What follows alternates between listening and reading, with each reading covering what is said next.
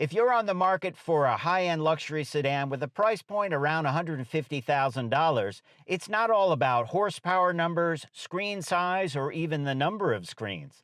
It's about what you're after. Is it brand prestige, or perhaps another vehicle that offers all of the amenities, all of the luxuries, and it comes in at a much lower price point? I just spent a week in the 2026 Genesis G90. If you're shopping for a large luxury sedan, I've got plenty of information you want to hear.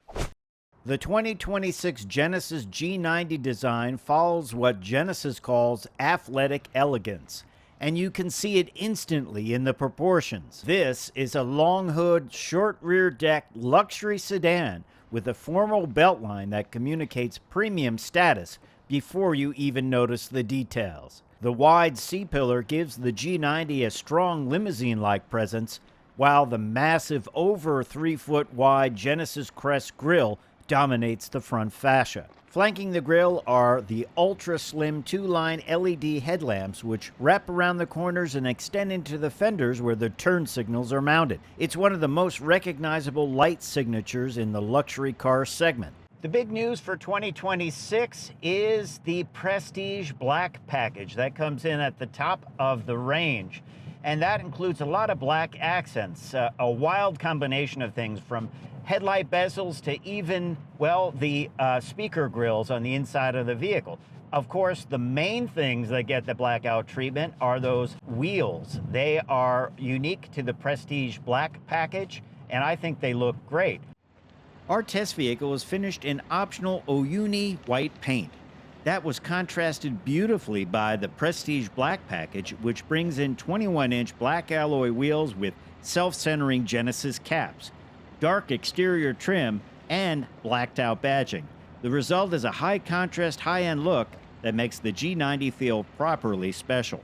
Kind of ironic, the only option on this Prestige Black package is the paint, and it happens to be white. For scale, this is a true full-size luxury sedan. Length is 207.7 inches, width without mirrors 76 inches, and curb weight 5,351 pounds. This is a big, substantial luxury flagship. This Genesis interior differs significantly from its competitors from BMW, Audi, and of course Mercedes. If you look at an S-Class Mercedes interior nowadays, it's a screen everywhere, and it almost looks like you're sort of in a nightclub. By contrast, Genesis has made this elegant, well-equipped, and they've used very high-end materials. Almost everything is leather-wrapped and premium.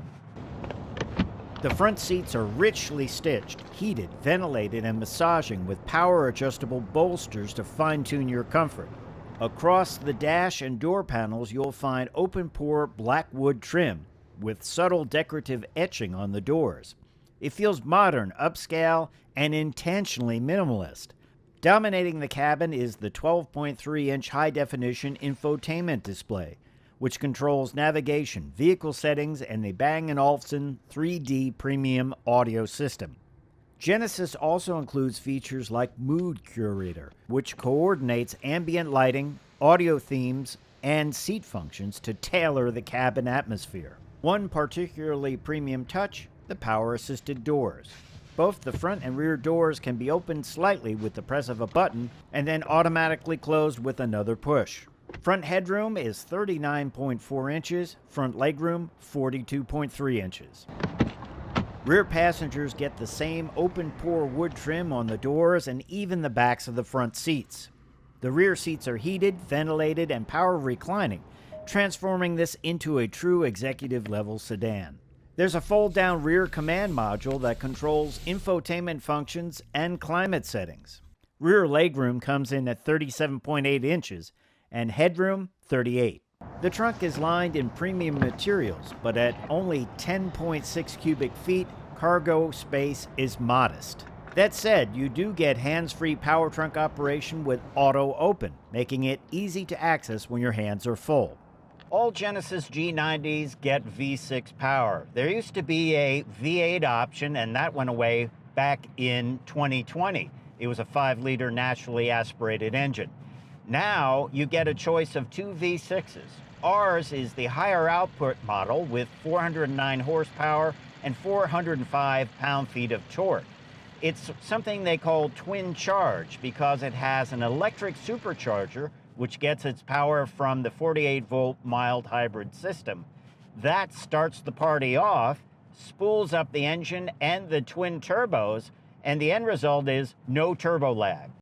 Power is sent through an 8-speed automatic transmission to all 4 wheels via standard all-wheel drive. This G90 also features multi-chamber air suspension for adaptive ride comfort, rear wheel steering to improve low-speed maneuverability and high-speed stability.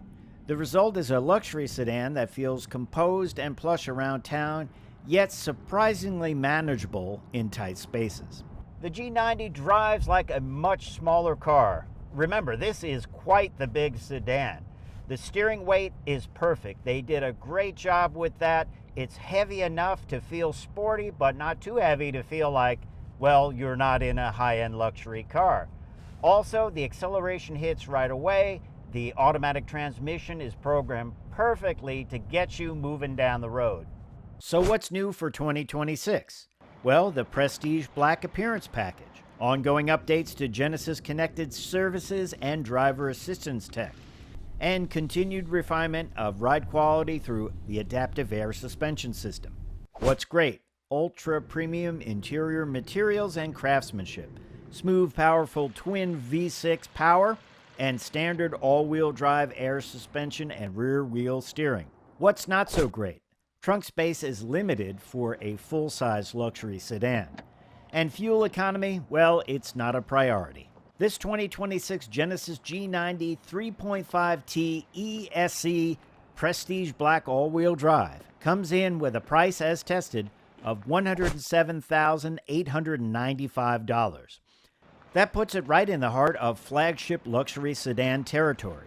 But when you compare the level of standard equipment and craftsmanship to rivals from Mercedes-Benz, BMW, and Audi, the G90 still undercuts many of them on value. Thanks for watching. Let me know in the comments, would you buy a Genesis G90 over, let's say, a Mercedes S-Class, or does that badge still matter?